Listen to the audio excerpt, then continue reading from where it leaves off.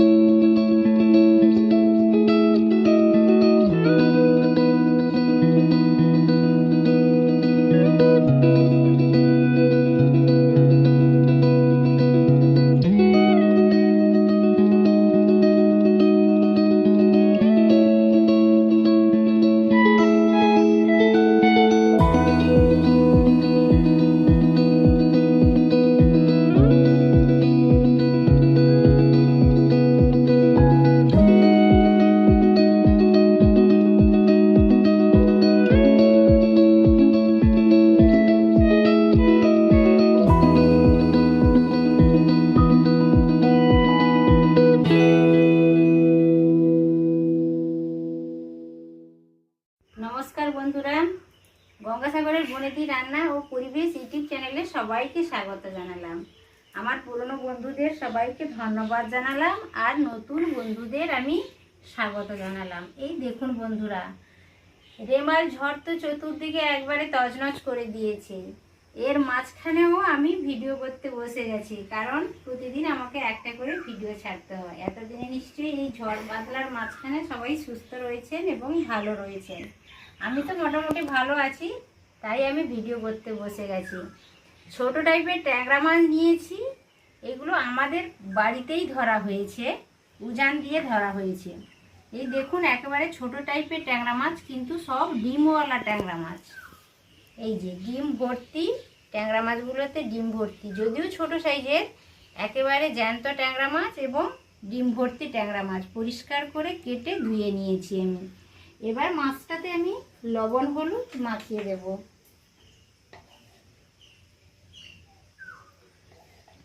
কিছুটা পরিমাণ আমি হলুদ নিয়ে নিয়েছি,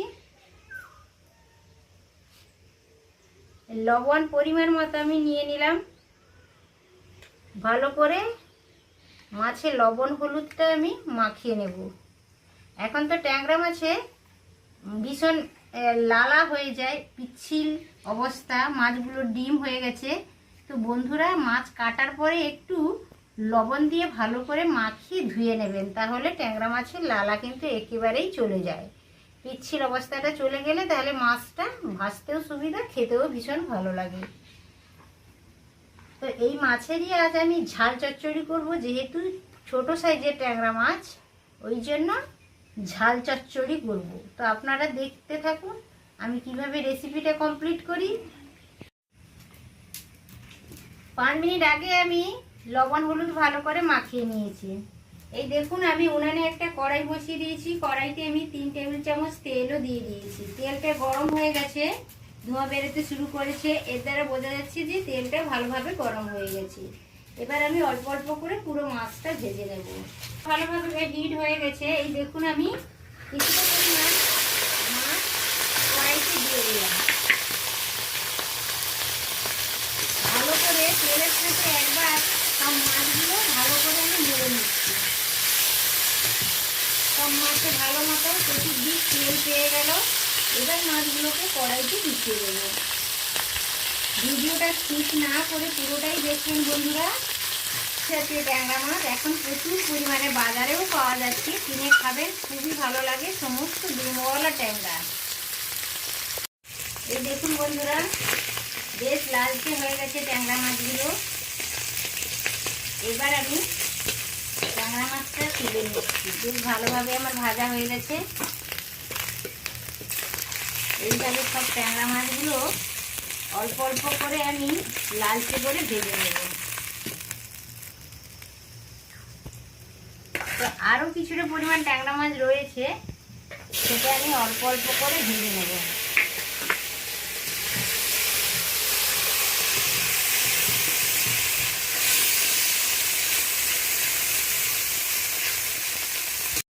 এই দেখুন সমস্ত মাছ আমার ভাজা হয়ে গেছে।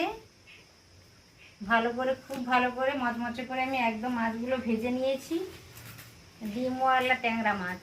কড়াইতে আমি 2 টেবিল চামচ তেল দিয়ে দিয়েছি। এই দেখুন অল্প আমি তরকারিটা রান্না করার জন্য ফোড়ন দিলাম কালো জিরে। আর এই পাশে দেখুন আমি একটা বড় সাইজের টমেটো কেটে নিয়েছি, 1 চামচ আদা বাটা নিয়েছি, 3টা কাঁচা লঙ্কা আধা চেরা করে নিয়েছি, বড় সাইজের একটা পেঁয়াজ আমি গ্রেট করে নিয়েছি।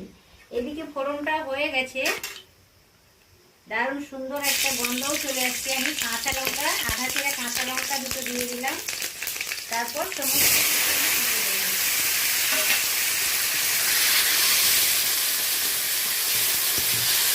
এটা ভালো করে ফোড়নের সাথে কাঁচা লঙ্কা, পেঁয়াজ, টমেটো, আদা বাটা ভালো করে উল্টে পাল্টে নেড়ে নিচ্ছি। অল্প আমি হলুদ গুঁড়ো দিলাম আর লবণ দিলাম। ভালো করে মিশিয়ে নিচ্ছি। লবণটা দিয়ে দিয়েছি। টমেটো একটু গলে যাবে।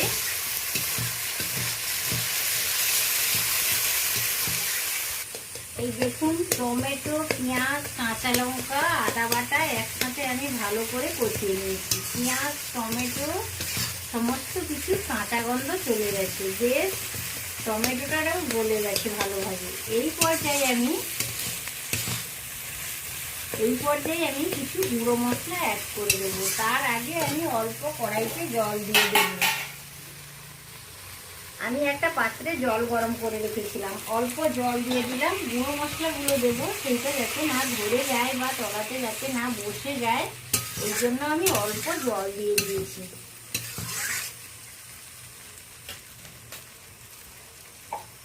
এই দেখুন আমি আধা চামচ লঙ্কা গুঁড়ো দিয়ে দিলাম।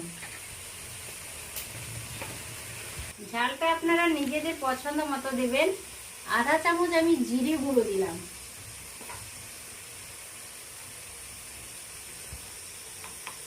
আধা চামচ আমি ধনে গুঁড়ো দিলাম।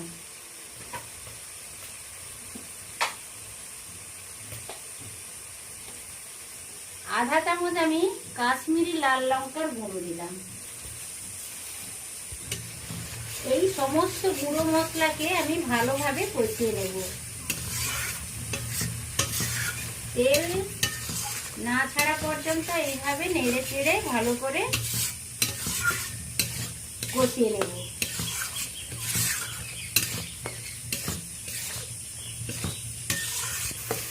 মশলা ভালোভাবে কষানো হয়ে গেছে, হালকা তেলও ছেড়ে দিয়েছে। আমি আরো ভালো করে 2-4 বার নেড়ে নিচ্ছি। তেল ছেড়ে দিয়েছে। এই পর্যায়ে আমি ফুটন্ত গরম জলটা তরকারিতে অ্যাড করে দেব। আপনারা সবসময় চেষ্টা করবেন যে কোনো তরকারিতে গরম জলটা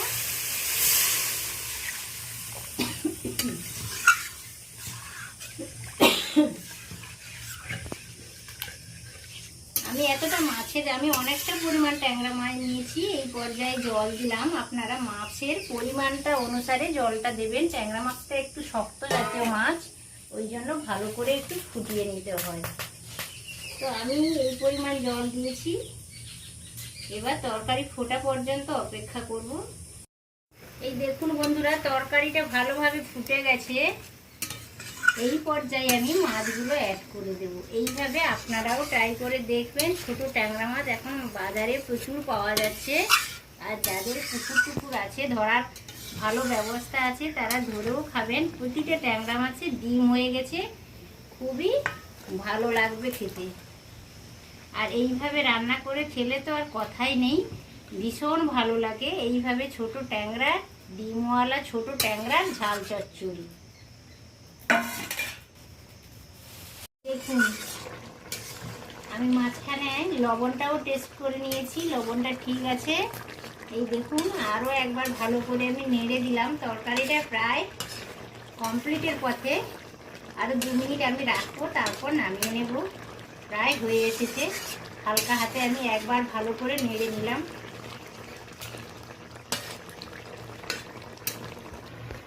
এই দেখুন, আমার হাতে 3-4টা কাঁচা লঙ্কা। এই কাঁচা লঙ্কাগুলো আমি দিয়ে দিলাম। কাঁচা লঙ্কার ফ্লেভারটা ভীষণ ভালো।